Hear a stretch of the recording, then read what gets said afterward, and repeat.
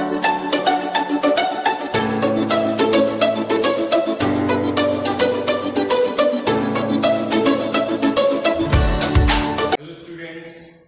this video, we are going to discuss about the Ohm's law और Ohm's law पर based numericals भी हम लोग आज इस वीडियो में कंप्लीट करेंगे। तो चलिए स्टार्ट करते हैं।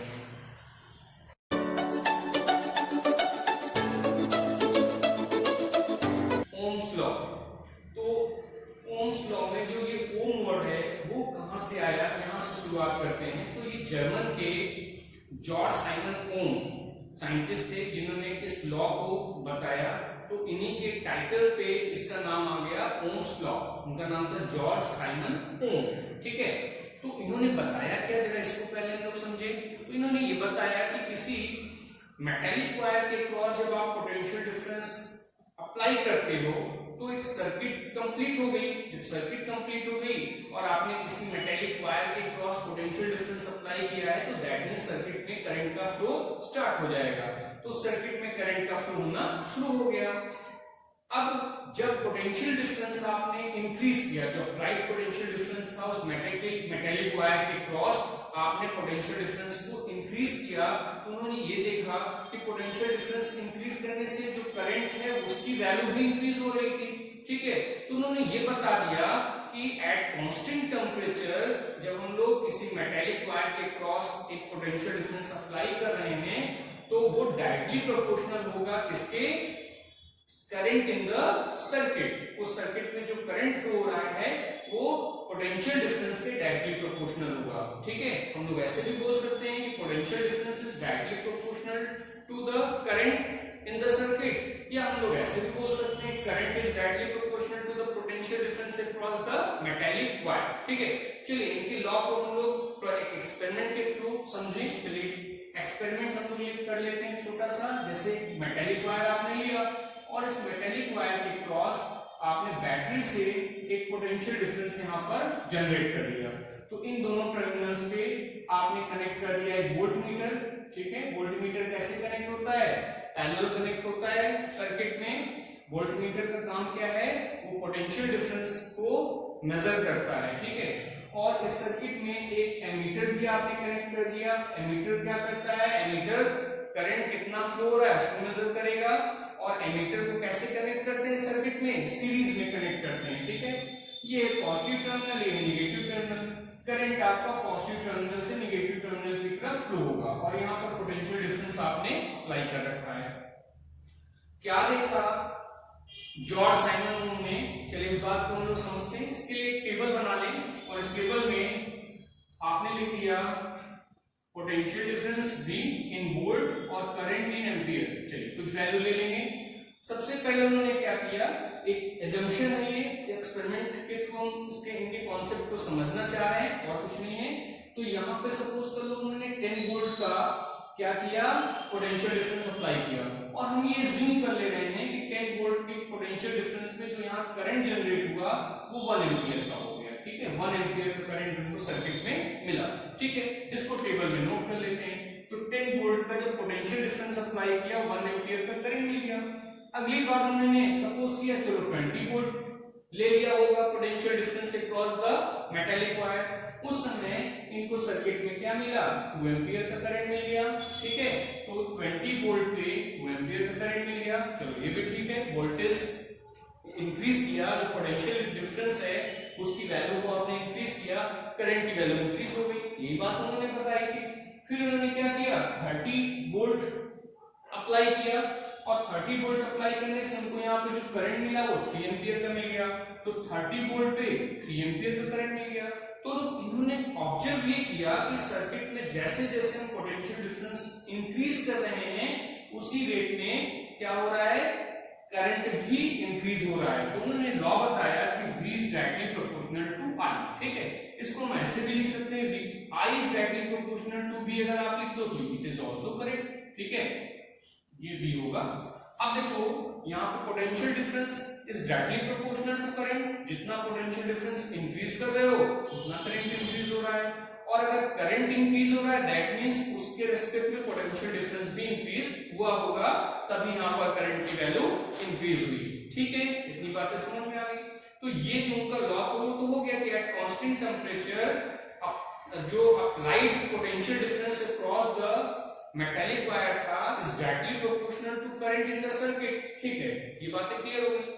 और उन्होंने क्या ऑब्जर्व किया कि जब इन दोनों क्वांटिटी का रेशियो निकाला गया, रेशियो चलो निकाल लेते हैं, V/I निकालें। V की वैल्यू तो कितनी है, 10 है। यहाँ पे करंट मिल रहा है तो 1 एम्पियर, 20 वोल्ट पे 2 एम्पियर, 30 वोल्ट पे 3 एम्पियर। आपने क्या किया, रेशियो लिख लिया, इसको डिवाइड किया, रेशियो निकाला और रेशियो आप देखो तो आपको एक कांस्टेंट वैल्यू मिला 10। दैट मींस रेशियो की जो वैल्यू आई वो एक कांस्टेंट टर्म आया 10। दैट मींस कि यहाँ पर इस एक्सपेरिमेंट में उस कंडक्टर का एक कांस्टेंट वैल्यू भी हमको मिल रहा है और जैसे जैसे पोटेंशियल डिफरेंस इंक्रीज कर रहे हैं और उसी रेशियो में करंट इंक्रीज हो रहा है, जिससे वहां पर एक उसका जो V/I that means potential difference और करंट का जो रेशियो है वो एक कांस्टेंट टर्म आ रहा है। दैट मींस इसी टर्म को उन्होंने बताया ये क्या है, ये रेजिस्टेंस ऑफ द कंडक्टर है, उस मेटेलिक वायर का क्या है, ये एक रेजिस्टेंस है। ठीक है, चलिए इसकी बात अभी और करेंगे। तो यहाँ पर जो प्रोपोर्शनलिटी की साइन हटाई गई उसको इसी कांस्टेंट से क्या किया गया, रिप्लेस किया गया। दैट मींस आप यहाँ पे R और I लिखोगे और इस प्रोपोर्शनलिटी की साइन को हटाने के साथ वहां पे जो कांस्टेंट यूज किया गया वो था R, जिसको बोला गया resistance of the metallic wire. R क्या है, R is resistance of metallic wire. तो मेटेलिक वायर का ये रेजिस्टेंस R है। अब ये क्या आ गया नया चीज, R रेजिस्टेंस क्या है। देखो रेजिस्टेंस क्या होता है कि मेटेलिक वायर में की वो प्रॉपर्टी, किसी कंडक्टर की वो प्रॉपर्टी जो करंट जो फ्लो हो रहा है उसके अंदर उसको रेजिस्ट करे। That means it is a property that resist the flow of the current.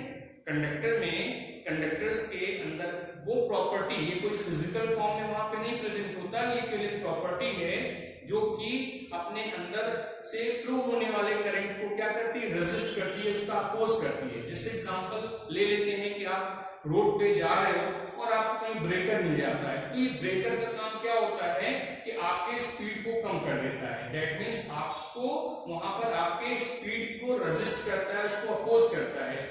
Same thing किसी कंडक्टर की वो प्रॉपर्टी जो कि उसमें फ्लो होने वाले करंट का अपोज करता है, रेजिस्ट करता है, वो होता है रेजिस्टेंस। ठीक है, दैट मींस कि वहां पर जब वो अपोज करेगा, रेजिस्ट करेगा तो वहां लॉस भी होगा। अभी लॉस का कॉज क्या है या लॉस का फॉर्मेशन किस दूसरे फॉर्म में होता है, इसकी बात हम लोग नेक्स्ट वीडियो में करेंगे, जहां पे हम लोग रेजिस्टेंस को और डिटेल में पढ़ेंगे। तो अभी आपने ये ओम्स लॉ में ये समझ लिया कि जो V is equal to IR, ये जो रिलेशन मिला, इसी रिलेशन को आप बोलते हो ओम्स लॉ।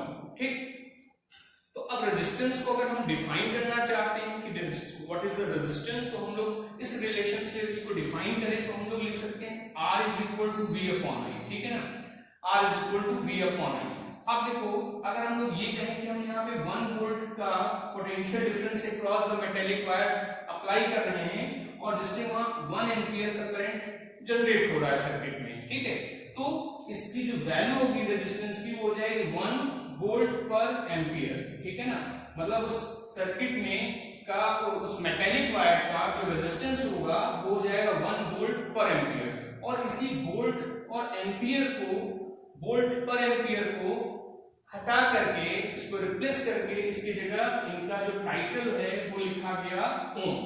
ठीक है, जॉर्ज साइमन ओम का जो टाइटल है वो as a unit for the resistance use किया गया और हम लोग इसको बोल देंगे 1 ओम और इसका सिंबल हम लोग लिखते हैं 1 ओम। देखो ओम का सिंबल कुछ इस तरीके से आपको बनाना होता है, ये इसको आप रीड करोगे ओम। ठीक है, आप ओम लिख भी सकते हो OHM और या तो सिंबल बना सकते हो। यूनिट ये है रेजिस्टेंस का। ठीक है, तो रेजिस्टेंस के बारे में भी आपने समझ लिया होगा। अब बात करते हैं ग्राफ की। अगर आप ओम्स लॉ को डिफाइन कर रहे हो तो हम ओम्स लॉ के ग्राफ की भी बात करेंगे, तभी वो कंप्लीट होगा।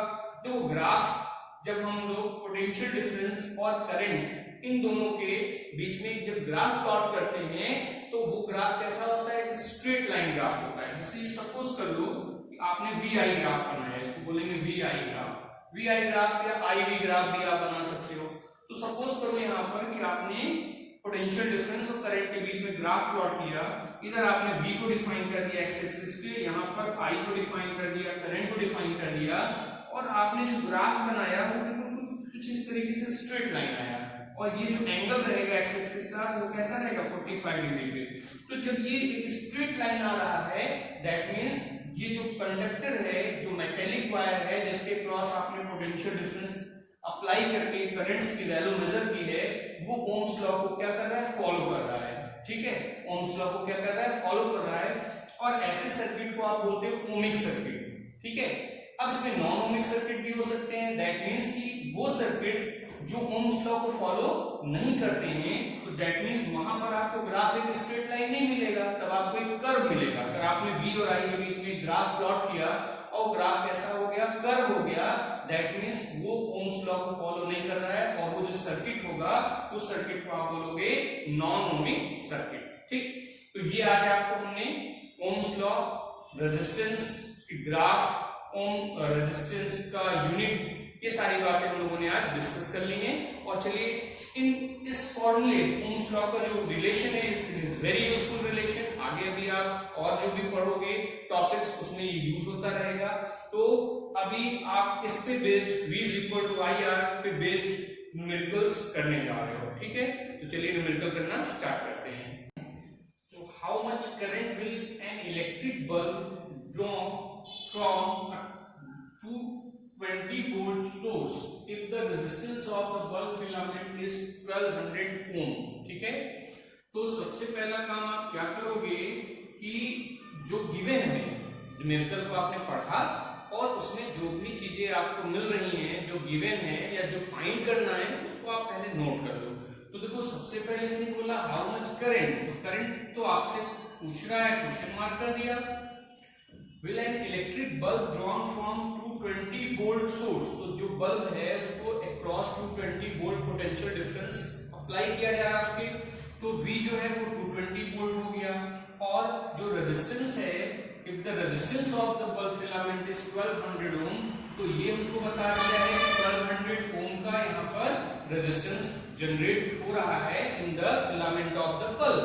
अब आपको बताना है कि जब इस बल्ब को जिसका रेजिस्टेंस 1200 ओम है 220 वोल्ट के क्रॉस आपने कनेक्ट किया, तो कितना करंट ड्रॉन होगा। ठीक है, तो जस्ट अभी आपने ओम्स लॉ पढ़ लिया है, इस रिलेशन को आप यूज करोगे सॉल्व करने के लिए।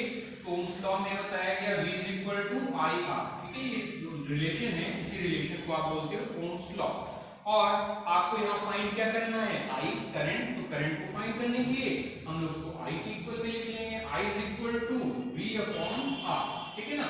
अच्छा, V जो है potential difference across the terminal 220 volt है, तो 220 वोल्ट आपने यहाँ लिख दिया, और रेजिस्टेंस बता रखा है 1200 ओम, 1200 ओम आपने यहाँ लिख दिया। इसको जब आप कैंसिल करोगे तो ये 11 और ये हो गया 60, 11/60 एम्पियर। देखो ये जो यूनिट होगा करंट का, यहाँ पर क्या होगा, एम्पियर होगा। जब आपका potential difference across the terminal volt में हो और जो रेजिस्टेंस है वो ओम में लिया जा रहा होगा, तो आप करंट को लिखोगे एम्पियर में। तो यूनिट जो है वो आ गया 11/60 एम्पियर। इसको हम डिवाइड कर लेंगे, तो डिवाइड करने की वैल्यू हो जाएगी 0.1825 एम्पियर। ठीक है, आप इसको डिवाइड कर लीजिएगा, आपको वैल्यू मिल जाएगी। ठीक है, तो इस तरीके से आपने वो बल्ब कितना करंट ड्रॉन कर रहा होगा फिलामेंट उसका, वो आपने मालूम कर लिया 0.1825 एम्पियर। ठीक है, चलिए सेकंड पार्ट को देखते हैं। इस वीडियो को पॉज करिएगा और ये सारे सॉल्यूशन आप नोट भी कर सकते हैं। सेकंड पार्ट को कर लेते हैं, इसके लिए इसको रख कर दिया जाए।